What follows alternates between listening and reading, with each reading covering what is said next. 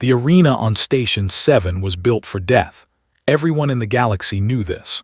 The walls stretched upward for 300 meters, made from black volcanic glass imported from the mining moons of. The floor was stained with the blood of 10,000 species. Some of that blood had dried centuries ago. Some of it was still wet from the morning's entertainment. Commander of the Dominion fleet stood in the observation box, his 4 arms crossed over his armored chest. His species, had ruled this sector of space for 800 years. They were large, standing nearly 3 meters tall with skin like polished obsidian and eyes that glowed with internal heat. They had conquered 47 species. They had destroyed 12 more completely. Fear was their weapon, and they had perfected its use. Today's entertainment was supposed to be simple. A human female had been captured 3 weeks ago when her small cargo ship strayed into Dominion territory. She had been alone on the vessel, which itself was unusual. Humans rarely traveled alone. They were pack creatures, social and dependent on each other. Finding one by herself had been considered good fortune by the patrol that captured her. The human was called. She was 34 years old by human counting. She stood only 170 centimeters tall, which made her tiny compared to most species in the arena. Her skin was brown, her hair was black and cut short, and her eyes were the color of dark coffee. She wore the simple gray clothes that all arena prisoners received. She had no weapons. She had no armor. She had nothing except her body and whatever thoughts moved through her small human brain. Looked down at her with something close to pity. Humans were relatively new to the galactic stage. They had achieved faster-than-light travel only 200 years ago. They had spread to perhaps 50 systems, building their colonies and trading posts, trying to find their place among older and more powerful civilizations. They were not impressive physically. They were not impressive technologically. They were soft, short-lived, and seemingly unremarkable in every way. The Dominion had not bothered to conquer them yet. There had been no need. Humanity's territory was small and located in an unimportant region of the galaxy. They had nothing worth taking. They were simply tolerated, the way one might tolerate a small animal that lived in the corner of a garden. But this human had broken the law. She had entered Dominion space without permission. The punishment for this crime was death in the arena. It was not meant to be cruel exactly. It was meant to be instructive. Other species would see what happened to those who disrespected Dominion authority. Fear would spread. Order would be maintained. The arena's announcer, a synthetic voice that echoed from speakers embedded in the walls, began the introduction. It spoke in the common trade language that most species understood. Today's challenger comes from the planet Earth, located in the outer spiral arm. Species designation, human. Physical classification, soft-bodied bipedal mammal. Threat assessment, minimal. Expected survival time, under 30 seconds. A wave of clicking laughter rose from the crowd. The arena could hold 50,000 spectators, and today it was nearly full. Representatives from dozens of species had come to watch. Some came for entertainment. Some came to be reminded of Dominion power. All of them expected to see the small human die quickly. Stood in the center of the arena floor. She did not look afraid. This was the first thing that noticed. Most prisoners showed obvious signs of terror by this point. They trembled. They wept. They screamed for mercy. Some tried to run, even though there was nowhere to go. The walls were too high and too smooth to climb. The gates were sealed with energy barriers that would vaporize anything that touched them. But this human simply stood there, looking around at the arena with what appeared to be calm interest. She examined the walls. She studied the floor. She looked up at the observation boxes where the important officials sat. Her eyes met for a moment, and he felt an unexpected chill move through his body. There was something in her gaze that he did not understand. The announcer continued. Today's execution will be carried out by the Destroyer, champion of the arena for 6 consecutive cycles. A gate on the far side of the arena floor slid open. The crowd erupted in cheers as a massive figure emerged from the darkness beyond.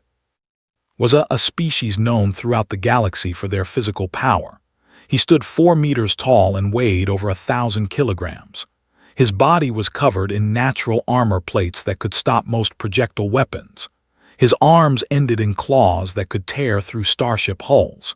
His face was a nightmare of teeth and bony ridges. He had killed over 300 opponents in this arena, and he had never been seriously wounded. The champion walked toward the center of the arena with slow, confident steps. Each footfall made the floor vibrate. He did not hurry. There was no need to hurry when killing something so small and fragile. Watched him approach. She still did not run. She still did not scream. She simply watched, her body relaxed, her breathing steady. Leaned forward in his seat. Something was wrong. He had seen thousands of executions in this arena, and he had never seen a prisoner behave this way. Fear was a universal constant. Every species felt it. Every creature wanted to survive. The absence of fear in this human was unnatural. It was disturbing. He activated his personal scanner, a device embedded in his left forearm. All commanders had these scanners. They could analyze any creature and provide detailed information about its capabilities, weaknesses, and threat level. The scanner was connected to the Dominion's central database, which contained information on every known species in the galaxy. The scanner hummed as it analyzed the human female. Text appeared on the small screen embedded in its arm. Species, human Homo sapiens. Origin, Earth Sol System. Physical threat level, 2 scale of 100. Technological threat level, 15 scale of 100. Recommended response, standard containment. Nodded. This was exactly what he expected. Humans were not dangerous. They were prey animals who had somehow developed intelligence. The scanner confirmed what everyone already knew. In the arena below had reached striking distance. He loomed over the human female like a mountain over a pebble. His claws spread wide, ready to tear her apart with a single blow.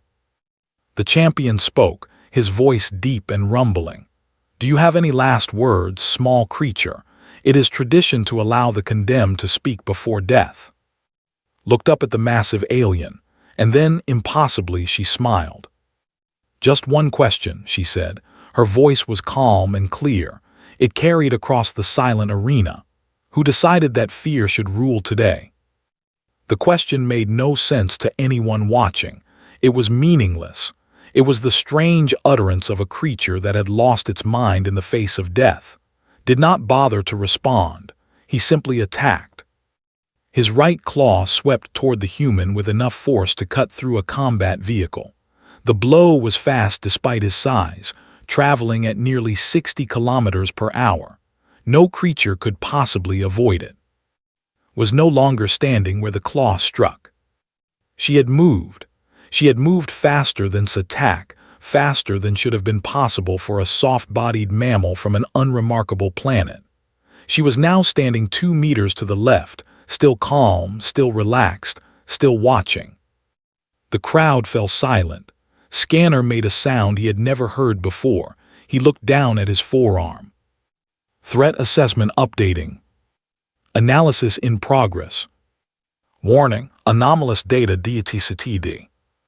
Recovered quickly from his missed attack. He was a veteran of hundreds of battles. He did not allow surprise to slow him down.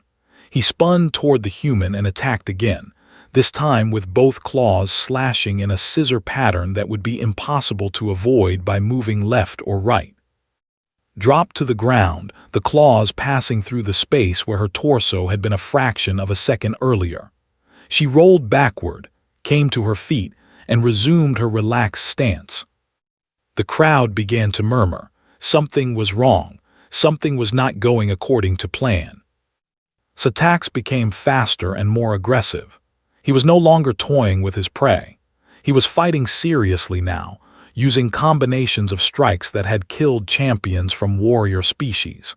His claws and feet moved in blurs of violence, each blow capable of ending the fight instantly. The human avoided every attack. She did not block them. She did not use any visible technology or enhancement. She simply was not where the attacks landed. She moved with a fluid grace that made the massive champion look slow and clumsy. She ducked, twisted, and rolled. Her movements were economical and precise, using the minimum motion necessary to avoid death. 5 minutes passed, then 10, was breathing heavily now. His species had incredible endurance, but he had never fought this long in the arena. He had never needed to. His opponents usually died in seconds. But this human, this tiny, soft creature, was still alive and still dodging. Scanner was going insane. Threat assessment updating. Physical CAPABLITIS exceed recorded parameters. Reaction time anomalous. Predictive analysis anomalous. Species database inconsistent data. Warning: threat level cannot be calculated. Threat level unknown. Unknown. In 800 years of Dominion history, the scanner had never returned that result. Every species could be measured. Every creature could be classified. The scanner's database contained information on over 10 million species. It had analyzed everything from planet-sized energy beings to microscopic hive minds. It had always been able to calculate a threat level. Until now. Stood up, his 4 hands gripping the railing of the observation box. Around him, other officials were checking their own scanners and seeing the same impossible result. The murmuring of the crowd had grown into something louder. There was confusion. There was uncertainty. There was the beginning of fear. In the arena, dodged another devastating attack from. She moved like water flowing around a stone, and as she moved, she spoke again. "You know what I find interesting about this galaxy?" she asked, her voice still calm despite the physical exertion. "Everyone uses fear. The Dominion uses fear. The trade confederacies use fear. The religious empires use fear. You all think it's the only way to maintain power. You think because something has always been done, it must always be done." Roared in frustration and launched his most powerful attack yet. He put all of his considerable strength into a downward strike that would have cracked the arena floor. The impact sent shockwaves across the surface. Was already 5 meters away, having moved before the attack even began. "But here's the thing about fear," she continued. "It only works if the other person accepts it. It only works if they believe they should be afraid. And I never accepted that belief. I never learned that lesson. Where I come from, we have a different philosophy." She stopped moving. She simply stood there, facing the exhausted champion. Her breathing was slightly elevated, but she showed no signs of serious fatigue. "Where I come from," she said, "we learned that fear is just information. It tells you that something might be dangerous, but it doesn't tell you what to do about it. That choice is always yours." Found himself listening. The entire arena found itself listening. 50,000 beings from dozens of species had fallen silent, waiting to hear what this impossible human would say next. Smiled again. "I spent 3 weeks in your prison. I watched your guards. I studied your routines. I analyzed your technology, your biology, your psychology. I learned everything I could about the Dominion and its methods.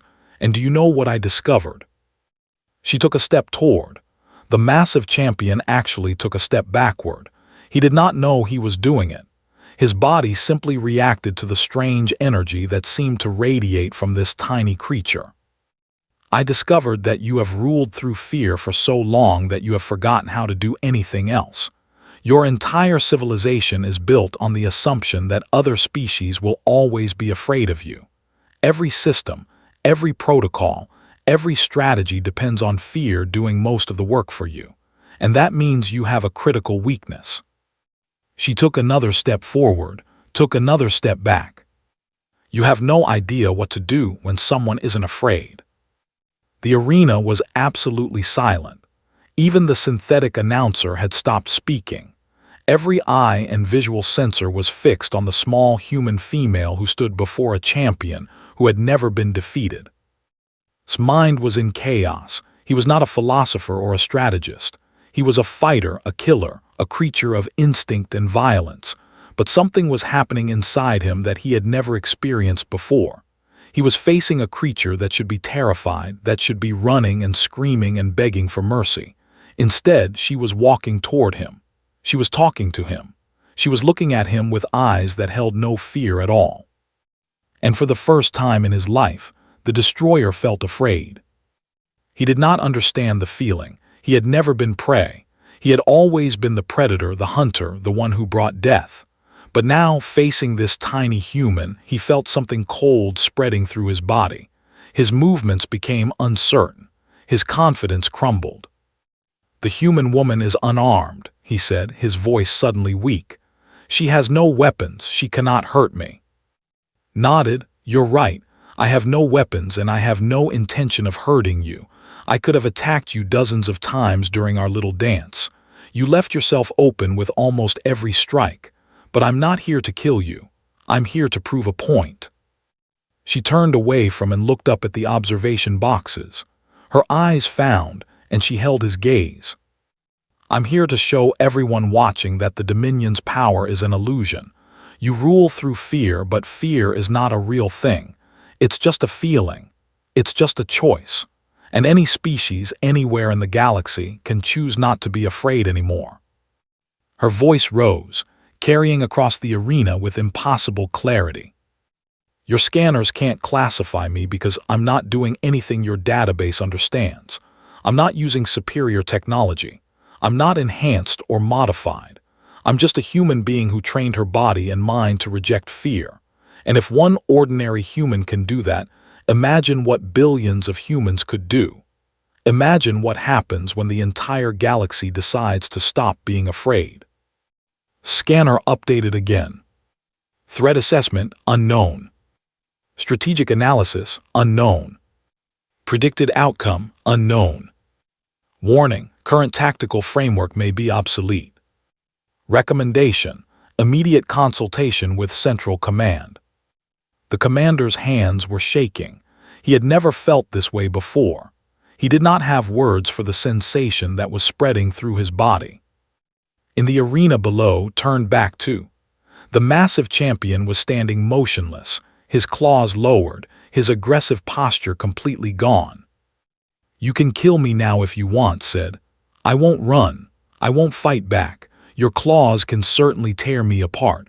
That part of your threat assessment was accurate, but ask yourself something first." She took one final step toward him, now standing within easy reach of his deadly claws. "Ask yourself why you want to kill me. Is it because I broke some law by flying my ship through the wrong part of space? Is it because the crowd expects blood? Or is it because you're afraid of what I represent? Are you going to kill me because you genuinely think it's the right thing to do, or are you going to kill me because fear is telling you to?" Did not move. His claws did not rise. His body did not attack. He simply stood there, looking down at the small human who had just asked him the most difficult question he had ever heard. The crowd began to stir. Something was supposed to happen. Someone was supposed to die. That was how the arena worked. That was how it had always worked. But nothing happened. The minutes stretched on, waited, stood motionless. The crowd grew increasingly restless. Officials began to send urgent messages to each other, trying to decide what to do about this unprecedented situation. Finally spoke. His voice was quiet, almost gentle. "I do not know why I want to kill you," he said. "I have killed many creatures in this arena, and I never asked myself why. It was simply what I did. It was my purpose." He looked at his claws, as if seeing them for the first time. "You are correct that I am afraid. I did not know I could feel fear until this moment. I did not know what it was, but I feel it now and I understand what you are saying. This feeling is just information. It is telling me that something is wrong, but it is not telling me what to do." He lowered his claws completely and stepped back from the human. "I choose not to kill you," he said. "Not because I cannot, not because I am weak, but because I do not have a good reason to do so, and for the first time in my life I realize that I should have a reason." The arena exploded into chaos. Spectators began shouting in dozens of different languages. Some were angry, demanding blood. Some were confused, unable to understand what they had just witnessed. Some were doing something even more remarkable. They were thinking. They were considering the words they had heard. They were asking themselves questions they had never asked before. In the observation box, Commander was receiving emergency communications from across the Dominion. Reports were coming in from every ship and station that had been watching the broadcast. The arena fight had been transmitted across the sector, as all arena fights were.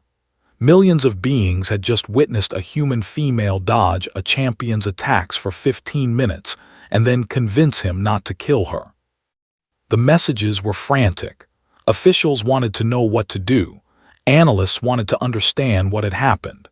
Military commanders wanted to know if this was the beginning of an attack, some new human weapon or strategy. Did not know how to respond.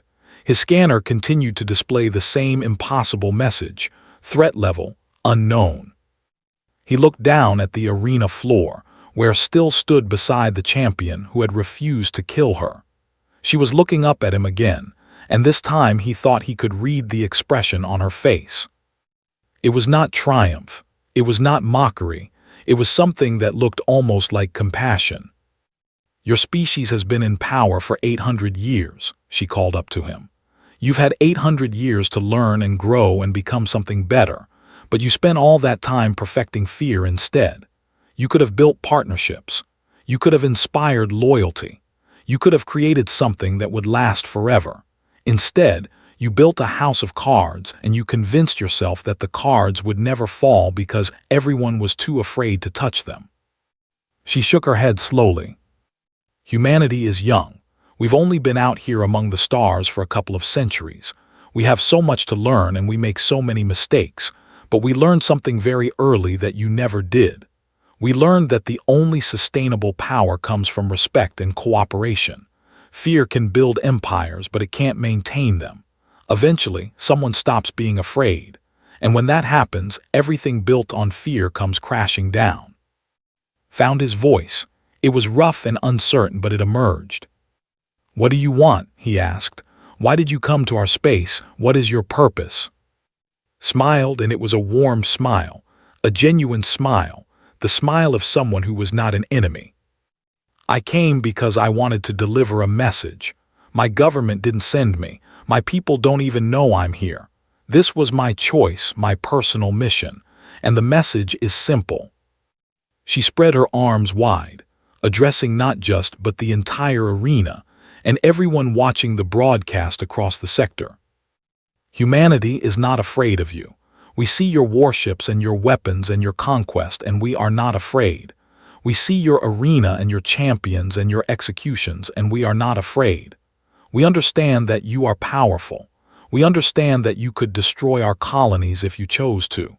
But we have decided as a species that fear will not determine our actions." Her voice grew stronger, filled with a conviction that seemed to push against the very walls of the arena. "We will defend ourselves if you attack us. We will fight with everything we have, but we will not hate you and we will not fear you. We will simply do what needs to be done. And when the fighting is over, if there is fighting, we will offer you the same choice we offer everyone. We will offer you partnership. We will offer you friendship. We will offer you a chance to build something better than what came before." She lowered her arms. "That is the message. Humanity chooses not to be afraid, and we invite everyone in this galaxy to make the same choice." The arena fell silent again. But this time, the silence was different. It was not the silence of shock or confusion. It was the silence of beings who were thinking, really thinking, about what they had just heard. Commander looked at his scanner one more time. The threat assessment still read unknown, but now he understood why. It was not that the scanner could not calculate the threat level of humans. It was that the scanner did not know how to measure something it had never encountered before. It did not know how to measure hope. The decision about what to do with took 3 days to make. During that time, She was held in a comfortable guest quarters rather than a prison cell, had personally guaranteed her safety, and no one in the Dominion was willing to challenge the arena champion, especially after what they had witnessed. Messages flooded the Dominion command structure. Some demanded her immediate execution for embarrassing the Empire. Some demanded she be released as a gesture of goodwill. Some, the most disturbing messages of all, suggested that she might be right. They suggested that perhaps the Dominion should reconsider its approach to governing the galaxy. Found himself reading and rereading the transcript of her speech. He studied her words like a scholar studying an ancient text. He tried to find the flaw in her logic, the weakness in her argument, but he could not find it. Everything she had said was true. Fear only worked if people accepted it. Power built on fear was inherently unstable. And humanity, this young and seemingly insignificant species, had somehow discovered a truth that the Dominion had missed for 8 centuries. On the third day, went to visit the human in her quarters. She was sitting by the window, looking out at the stars. She did not seem surprised to see him. "Have you decided what to do with me?" she asked. Sat down across from her, his 4 arms folded in a gesture that, among his people, indicated deep thought. "I have recommended that you be released," he said. "I have also recommended that the Dominion begin diplomatic talks with humanity." Raised her eyebrows.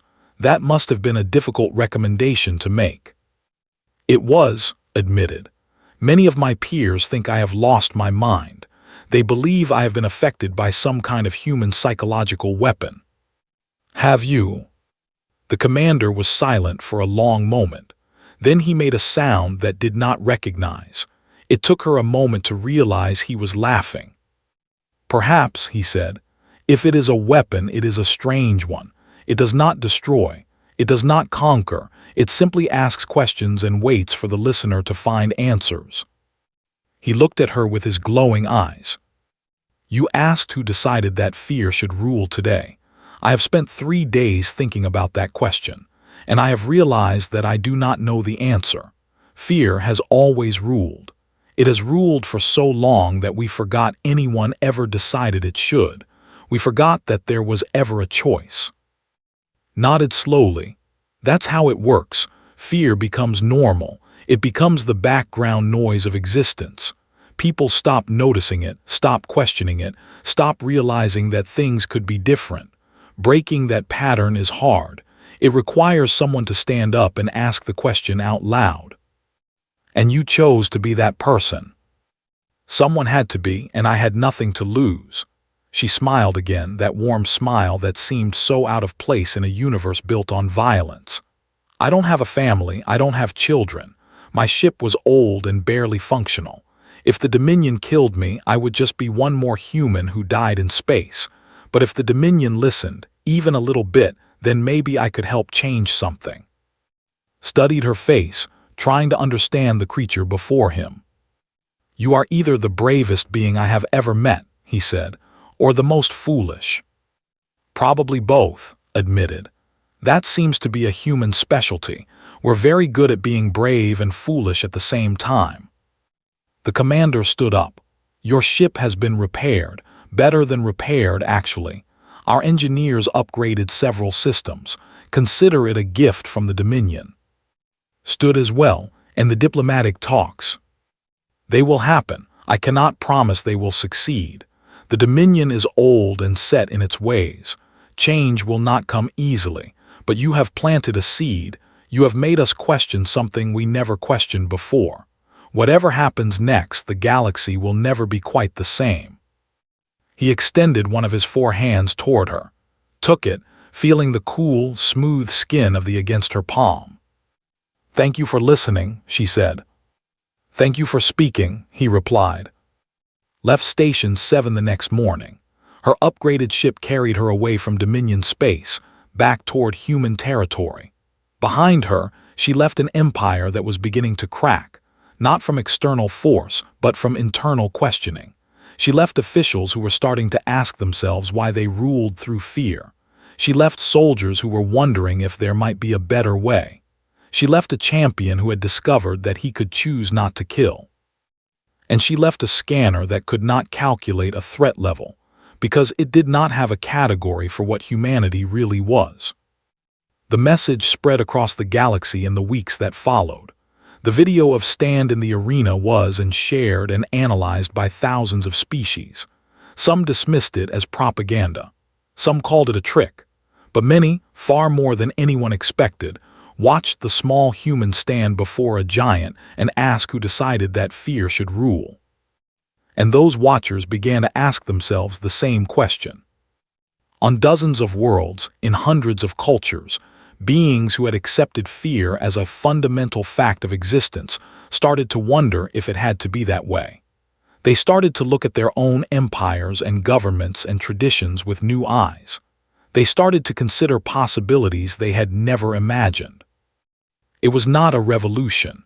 It was not a rebellion. It was something slower and deeper and more profound. It was the beginning of a change in how the galaxy thought about itself. Did not see most of this.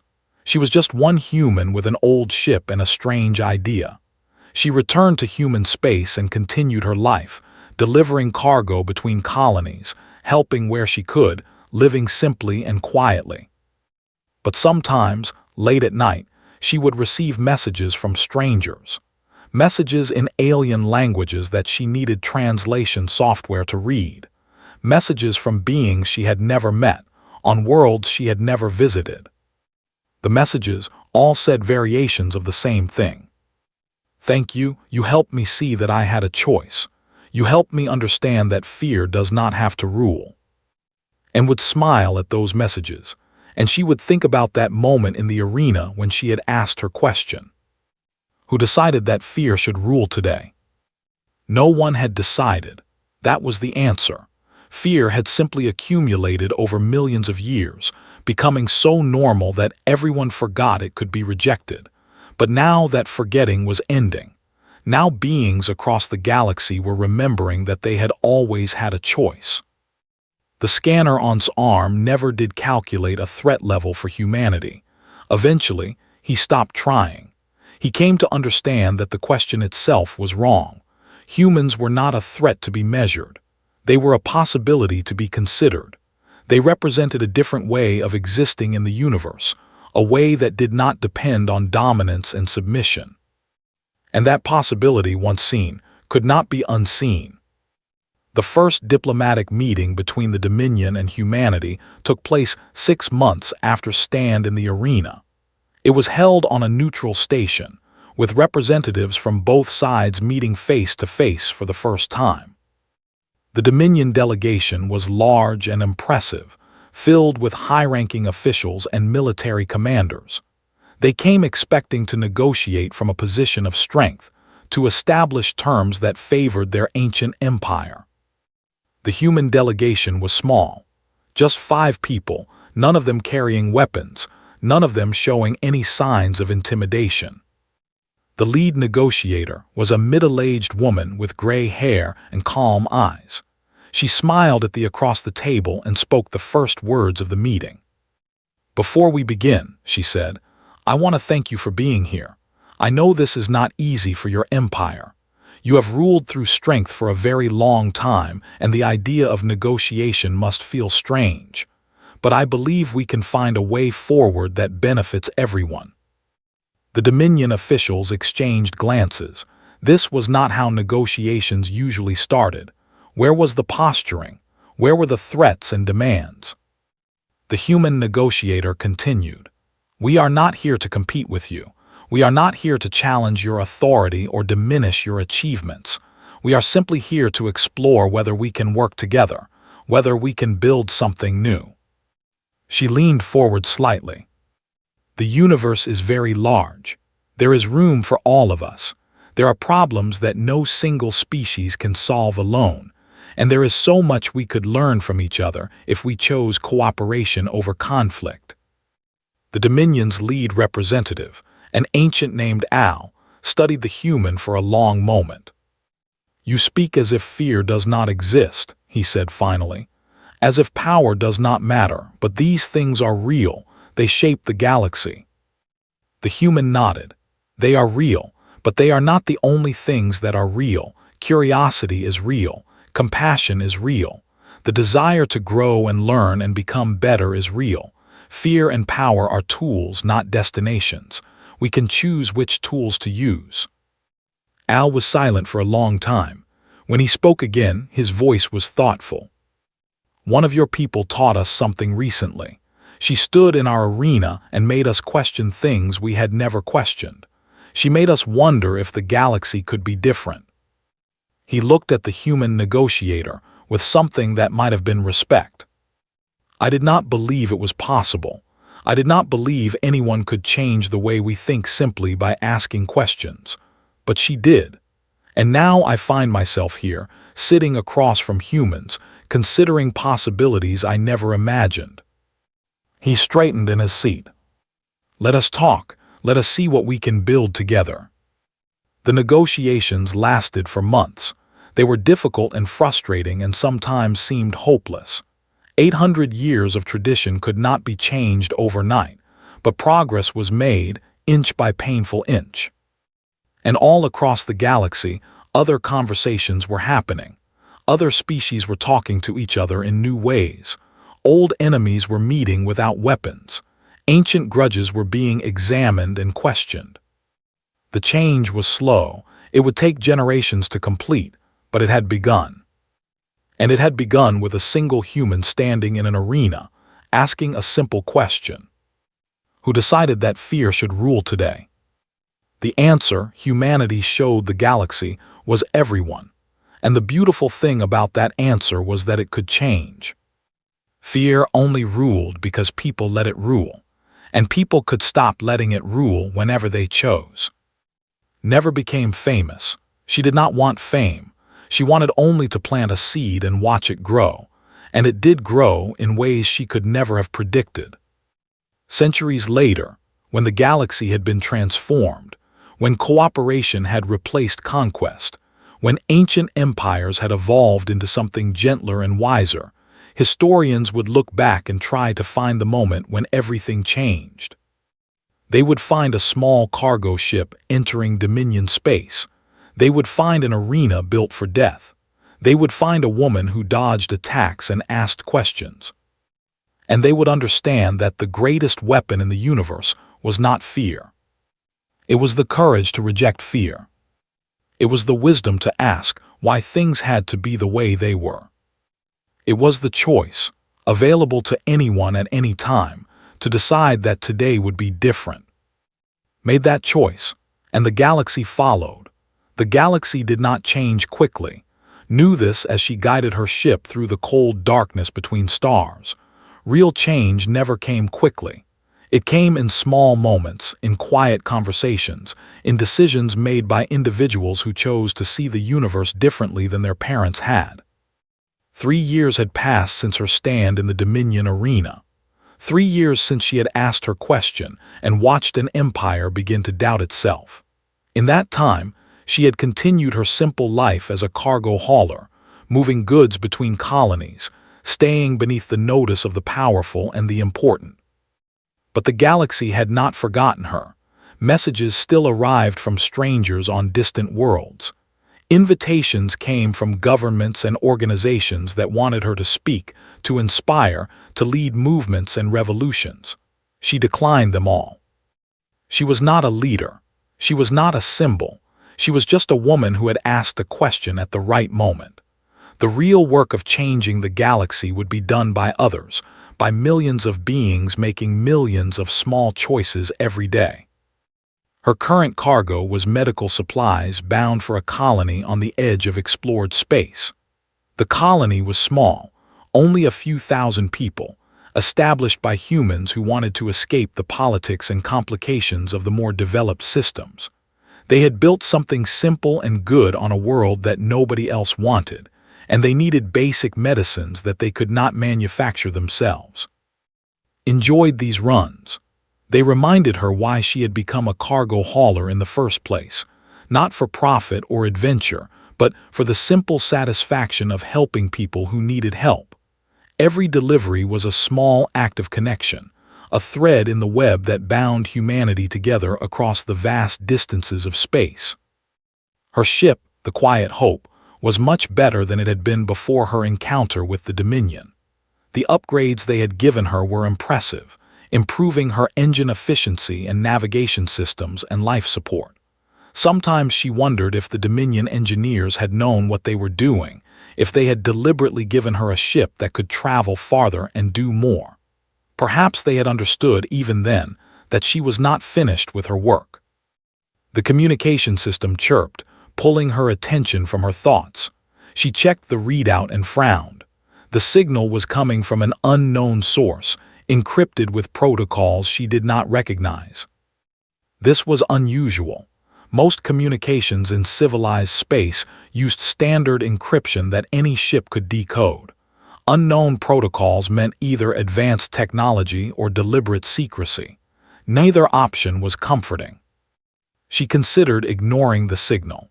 She was alone on the edge of explored space, far from any help. Responding to unknown transmissions was a good way to get killed. But curiosity had always been stronger than caution in her nature. It was what had led her to fly into Dominion space in the first place. She opened the channel. The face that appeared on her screen was not human. It was the species that ruled the Dominion. But this individual was different from any she had seen before. His obsidian skin had a slight blue tinge, and his glowing eyes were dimmer than normal, almost gentle. His voice was deep but soft, lacking the aggressive edge that most of his species carried. "I have been searching for you for some time. My name is, I believe you knew my brother, Commander." Remembered well. He had been the commander watching from the observation box during her arena fight. He had been the one who recommended diplomatic talks with humanity. He had been the first high-ranking Dominion official to take her message seriously. "I remember him," she said carefully. "Is he well?" His expression shifted, in a way that had learned to recognize as sadness among. "He is dead," said. "Killed 8 months ago by forces within the Dominion who opposed his reforms. Assassinated in his own quarters by agents who believed he was betraying our species." Closed her eyes. She had known this was a possibility. Change always created enemies. Those who benefited from the old ways would fight to preserve them, sometimes violently. "I am sorry," she said. "He was a good being. He listened when others would not." "He was more than that," replied. "He was the heart of the reform movement within the Dominion. His death has created a crisis. Without him, the forces of tradition are growing stronger. They are calling for a return to the old ways, a rejection of everything my brother worked for." Opened her eyes. "Why are you contacting me?" Leaned closer to the camera. "Because the situation is worse than you know. The traditionalists are planning something. They have been gathering support among the military commanders, promising a return to glory, promising conquest and expansion. They are preparing to make an example." A cold feeling settled in stomach. An example of what? Of humanity. They are planning to attack your colonies, to destroy several of your settlements as a demonstration that the Dominion has not weakened. They believe this will rally support for the old ways and discredit everything my brother stood for. His hands gripped the controls of her ship. "When?" "Soon, within days. The fleet is already assembling. They are targeting 3 colonies on the edge of your territory, colonies that are too far from Earth to receive help in time." She looked at her navigation display. The colony she was heading toward was exactly the kind of target was describing. Small, isolated, vulnerable. "Why are you telling me this?" she asked. "You are Dominion. These are your people planning this attack." His expression hardened. "They are not my people, not anymore. They killed my brother. They are trying to destroy everything he believed in, and they are wrong. What you said in the arena was true. Fear cannot build anything that lasts. My brother understood this. I understand this. And there are others who understand it too." He paused, seeming to gather his thoughts. "I am contacting you because you changed something in this galaxy. You made beings question what they had always accepted. If you could do that once, perhaps you can do it again. Perhaps you can find a way to stop this war before it starts. Shook her head. I am one person with one ship. I cannot stop a fleet. You stopped an arena champion without laying a finger on him. You made a commander of the Dominion fleet recommend peace. You are not just one person. You are an idea, and ideas are more powerful than fleets. The connection flickered, interference breaking up the signal. I am transmitting the location of the fleet assembly point and the planned attack routes, said quickly. Use this information however you can, and know that you have allies within the Dominion. Not many, but enough. We will do what we can from the inside. The screen went dark. A moment later, his computer signaled that it had received the promised data. She pulled up the information and studied it. The fleet was larger than she had expected. 15 warships, each capable of reducing a colony to ash from orbit. They were assembling near a gas giant in a system that humanity had never explored. The attack was planned for 4 days from now. 4 days. It was not enough time to warn Earth. It was not enough time to evacuate the colonies. It was not enough time for anything except watching helplessly as thousands of humans died. Sat in her pilot's chair and stared at the stars. She had always believed that change was possible, that beings could choose differently, that fear did not have to rule. But she had also understood that change was slow and difficult, that it met resistance, that those who benefited from the old ways would not surrender easily. This attack was not just military aggression. It was a message. It was a statement that the Dominion's traditional methods were still valid, that fear was still the most effective tool, that philosophy was naive and dangerous.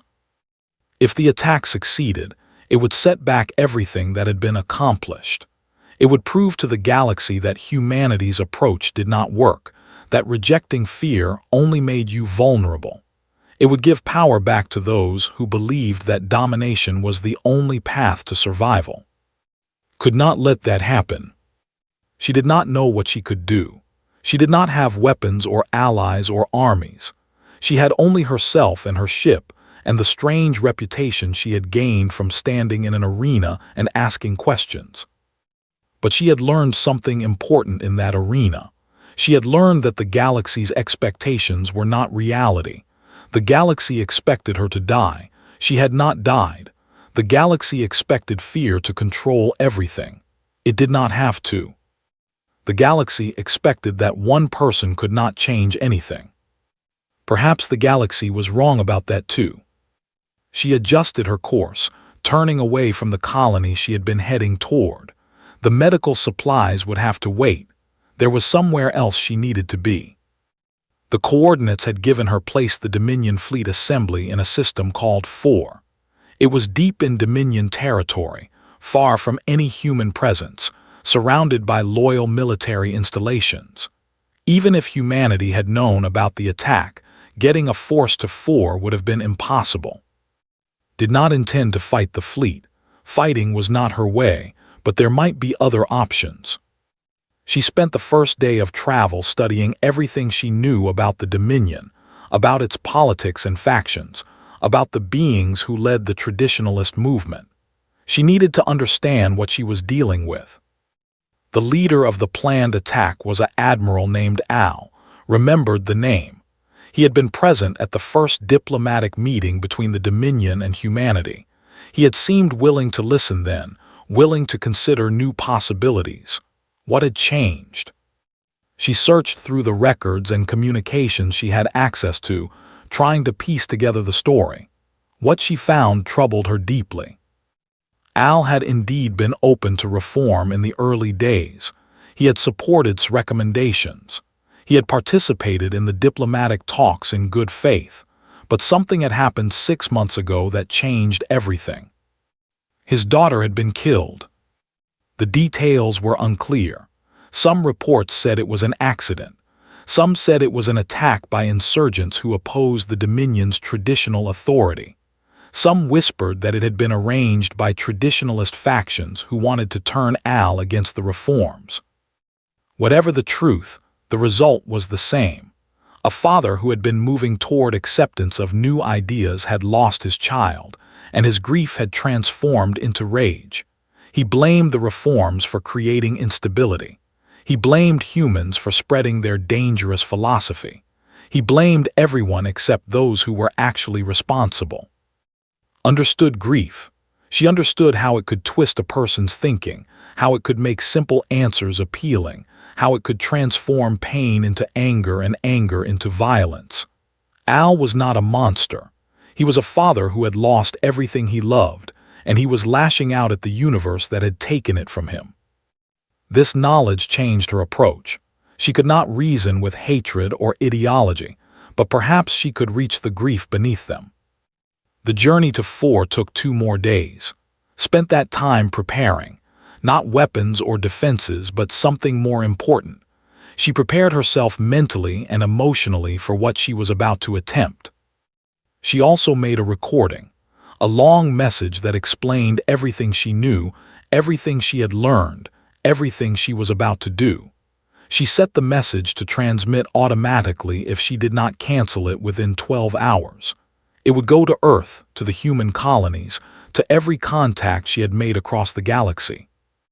If she failed, at least the truth would be known. At least the galaxy would understand what was happening and why. Her ship dropped out of faster-than-light travel at the edge of the system. Almost immediately, her sensors detected the Dominion fleet. 15 warships arranged in a precise formation around the gas giant's 7th moon. They were beautiful in a terrible way, sleek and powerful, and designed for nothing except destruction. Her arrival was detected almost instantly.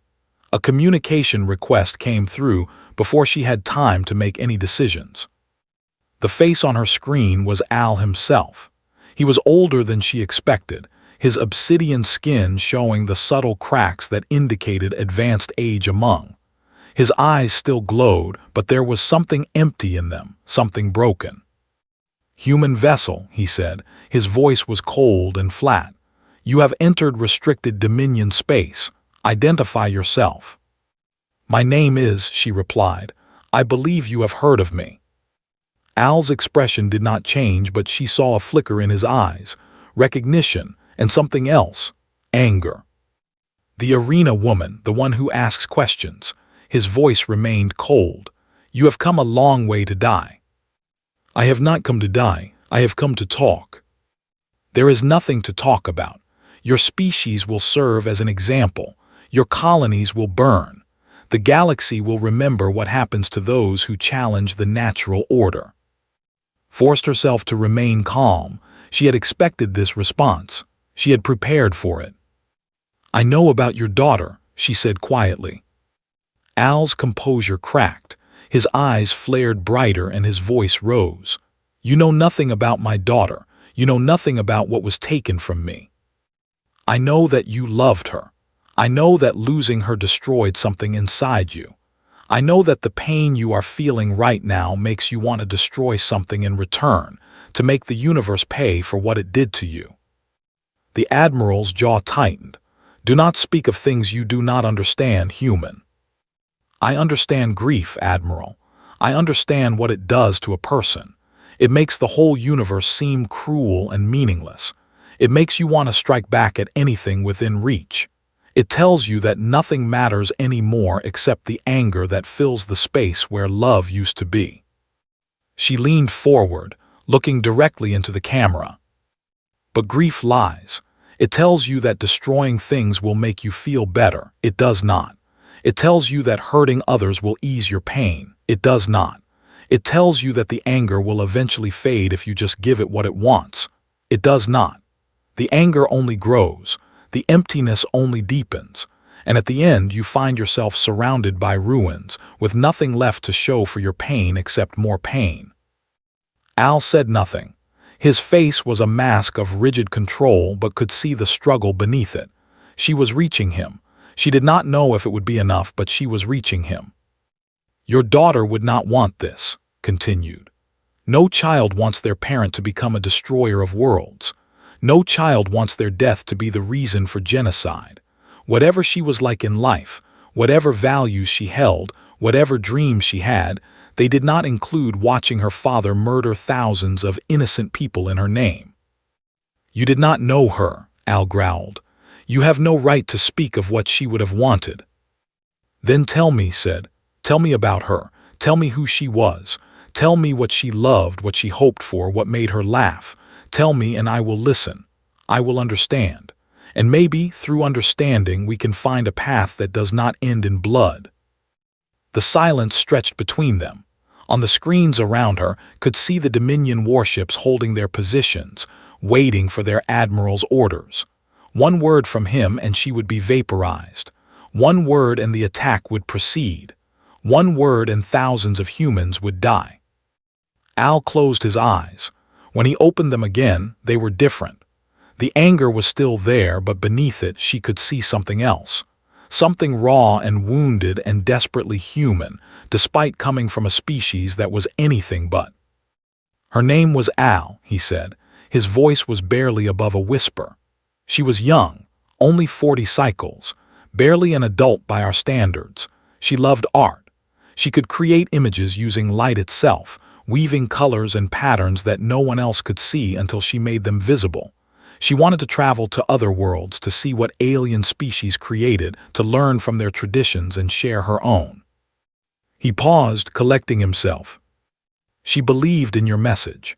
She saw your stand in the arena and she believed that the galaxy could be different. She argued with me for hours about it. She said that fear was a poison, that it was killing our civilization slowly, that we needed to find another way. I told her she was naive. I told her the universe was cruel and only the strong survived. His voice cracked. She said I was wrong. She said strength and cruelty were not the same thing. She said real strength was having power and choosing not to use it for harm. She said the strongest being in that arena was not the champion who could have killed you, but you, the one who faced death and asked questions instead of begging for mercy. Felt tears forming in her eyes. She did not try to stop them. She sounds remarkable, she said. She was. His voice was hollow now, emptied of anger, filled only with grief. And now she is gone, killed by those who feared what she represented, killed because she dared to imagine a better future. Then honor her memory, said. Do not become what she opposed. Do not prove right the beings who killed her. Show the galaxy that her philosophy was correct, that strength and cruelty are not the same thing, that having power means choosing how to use it. She gestured toward the fleet visible on her sensors. You have the power to destroy my colonies. No one can stop you, but having that power means you also have a choice. You can use it for destruction, or you can use it for something else. You can prove that fear is the only answer, or you can prove that your daughter was right. Al stared at her through the screen. The struggle on his face was visible now, the war between grief and rage and something else, something that looked like hope trying desperately to survive. If I stand down, he said slowly, the traditionalists will call me a traitor. They will remove me from command. They will continue their plans without me. Perhaps, but you will have made a choice. You will have shown the galaxy that one admiral, when given the opportunity for vengeance, chose something else. That choice will matter. It will inspire others. It will become part of the story the future tells about this moment. She spread her hands. I cannot promise you that everything will work out. I cannot promise that the reformers will win or that the galaxy will change quickly. I can only promise you this. If you choose destruction today, you will never stop regretting it. The anger will fade eventually. The grief will become bearable eventually. And when they do, you will look back at this moment and wonder what kind of being you really are. You will wonder if your daughter would have been proud of you. The silence returned. Waited, her heart pounding, her hands steady on the controls of her tiny ship. Al looked away from the camera. He seemed to be looking at something she could not see, perhaps a picture or a memory, or simply the ghost of a daughter who had believed the universe could be better. When he looked back, his eyes were wet with tears that glowed faintly in the way. "Stand down," he said. His voice was quiet but clear. "All ships stand down, the attack is cancelled." Heard voices in the background, protests and confusion and demands for explanation. Al ignored them. "I do not know if I am doing the right thing," he said to. "I do not know if the galaxy will change or if fear will continue to rule. I only know that my daughter believed in something, and I will not destroy that belief in her name." He took a deep breath. "Go home, take your medical supplies to your colony, live your life, and tell your people that at least one admiral chose to honor his daughter's memory rather than avenge her death." The connection closed. On her sensors, watched the Dominion fleet begin to disperse, ships breaking formation and moving away from the assembly point. The attack was truly cancelled. She sat in her pilot's chair for a long time, letting the enormity of the moment wash over her. She had done it. Against all logic, against all probability, she had done it again. Not through strength or weapons or force, through understanding, through compassion, through the simple act of treating an enemy like a person and finding the shared humanity that connected them. She canceled the automatic transmission that would have sent her message across the galaxy. That story could wait. Perhaps it did not need to be told at all. Perhaps the change that mattered would happen quietly, in conversations and decisions that no one else would ever see. Turned her ship around and headed back toward the colony that needed medical supplies. The universe was still dangerous. Fear still ruled in many places. The work of change would continue for generations. But today, in this moment, compassion had won. And tomorrow, someone else would face their own moment of choice.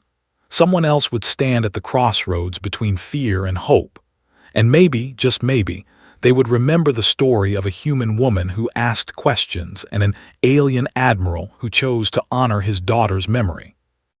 That was how the galaxy would change. Not in one grand moment, but in countless small ones. Not through conquest, but through connection. Not through fear, but through the endless, patient work of understanding. Smiled as the stars streamed past her ship.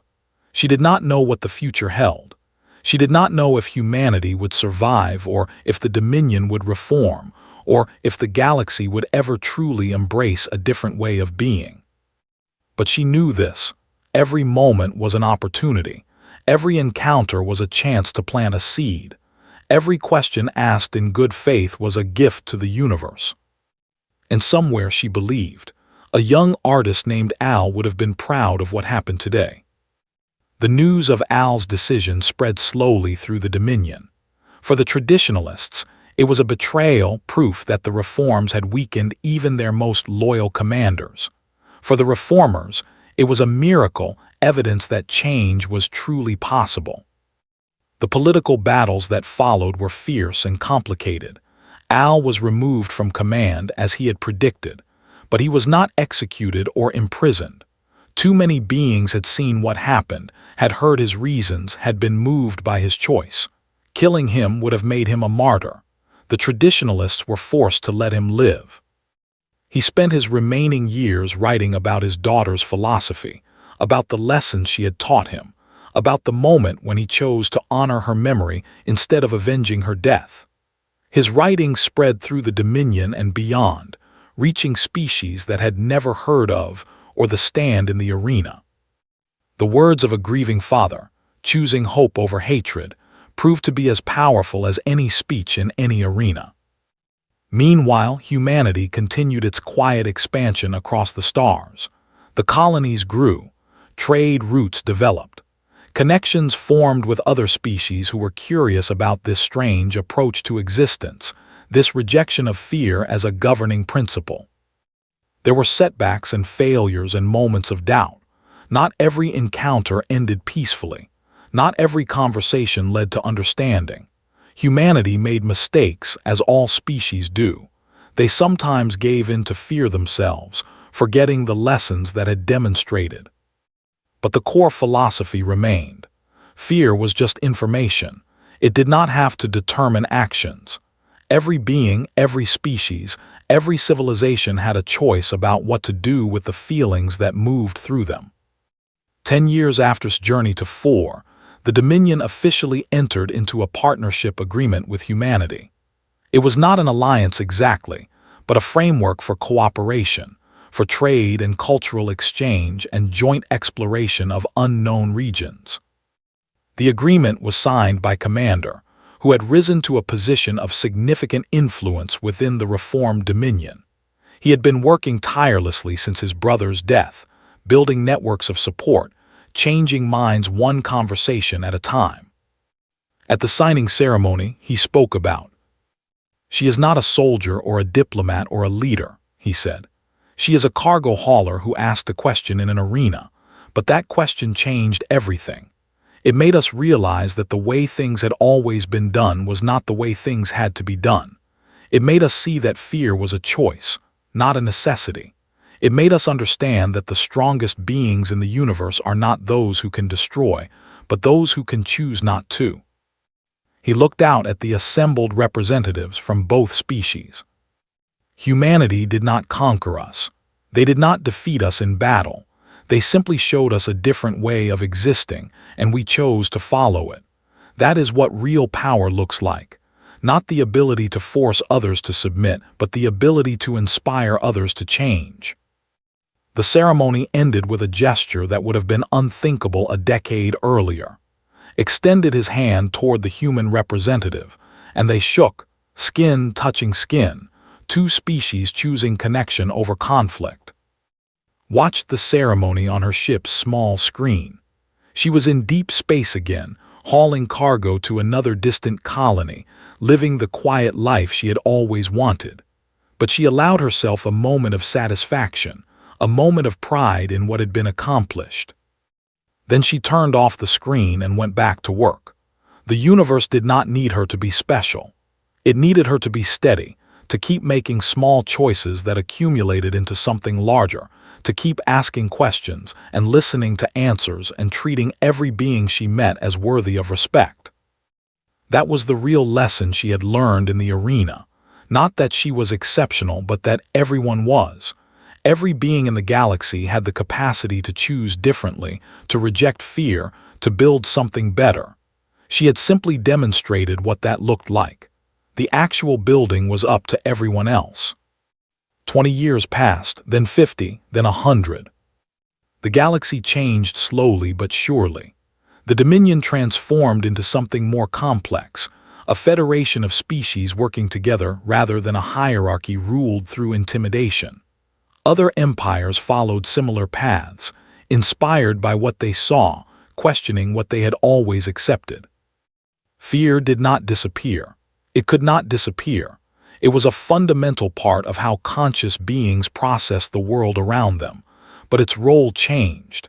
It became something to be acknowledged and examined rather than obeyed without question. It became information rather than command.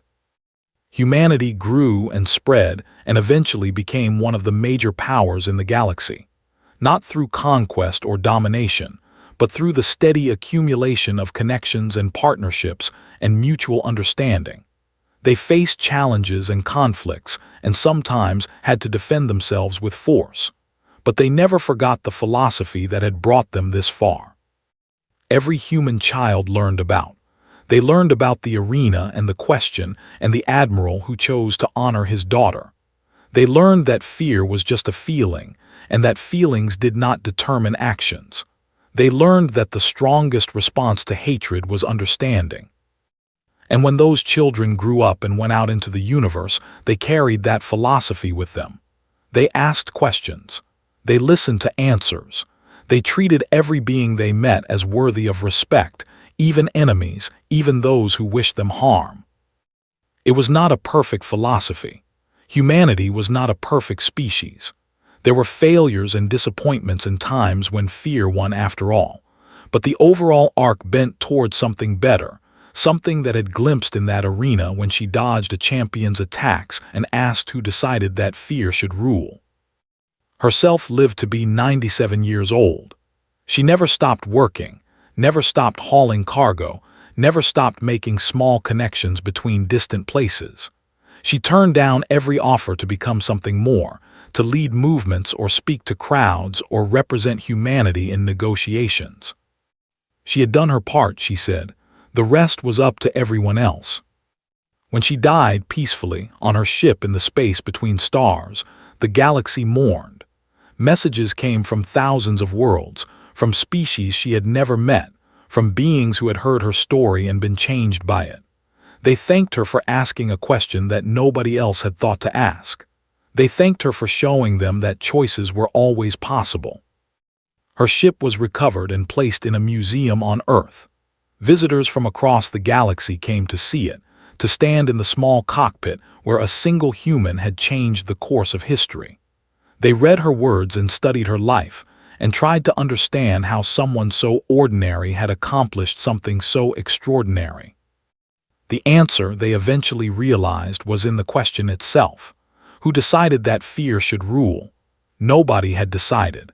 It had simply happened over millions of years, becoming so normal that everyone forgot it was a choice. Had remembered, and by remembering, she had given everyone else permission to choose differently. That was her legacy, not the treaties or the partnerships or the transformation of galactic politics, just a simple reminder that every being, everywhere, always had a choice. Fear did not have to rule, not today, not ever. Unless you decided to let it. The universe was still vast and strange and sometimes terrifying. Dangers lurked in the darkness between stars. Conflicts arose between species with incompatible needs. The work of building a better galaxy was never finished and never easy. But everywhere, in every corner of known space, beings remembered the question. They faced their fears and asked themselves, is this feeling telling me what to do, or is it just giving me information? Am I choosing my response, or am I letting fear choose for me? And more often than not, they chose something other than fear.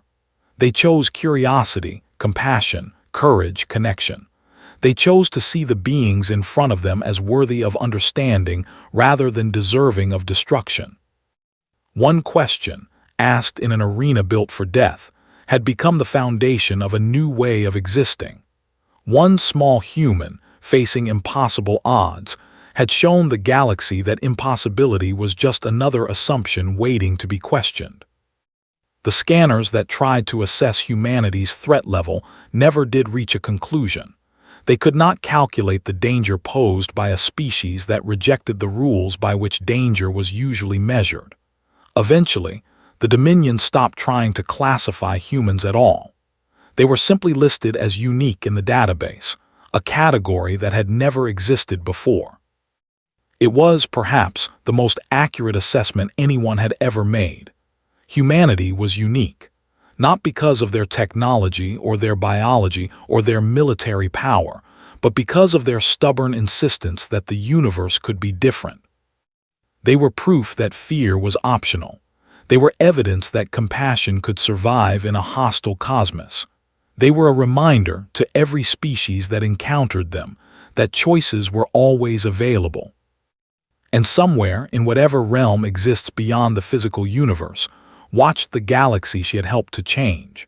She saw the struggles and the setbacks and the slow, patient work of building something better. She saw beings making choices that would have seemed impossible a century earlier.